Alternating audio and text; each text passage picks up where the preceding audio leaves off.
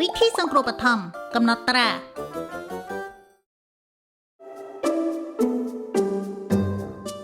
ាគាត់កំពុងធ្វើអ្វី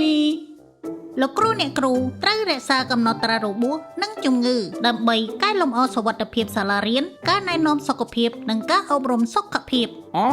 ខ្ញុំយល់ហើយរក្សាកំណត់ត្រាអំពីកាលបរិច្ឆេទពេលវេលាទីកន្លែងនិងមូលហេតុនៃការរងរបួសហើយប្រសិនបើមានកន្លែងគ្រោះថ្នាក់នៅក្នុងសាលាដែលធ្វើឲ្យសិស្សងាយនឹងរងរបួសគេនឹងកែលម្អវាបើយើងមើលលើកំណត់ត្រានៃការមកបន្ទប់សុខភាពហើយឃើញថាមានការកើនឡើងនៃការរងរបួសរបស់សិស្សយើងគួរតែផ្ដល់ការណែនាំអំពីសុខភាពដល់ពួកគេដើម្បីជួយបង្ការការរងរបួស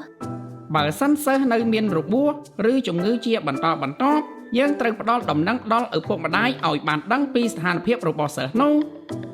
ពិតមែនហើយតើពេលនេះអ្នកបានយល់ដឹងអំពីសារៈសំខាន់នៃការរក្សាកំណត់ត្រាហើយឬនៅខ្ញុំបានយល់ហើយ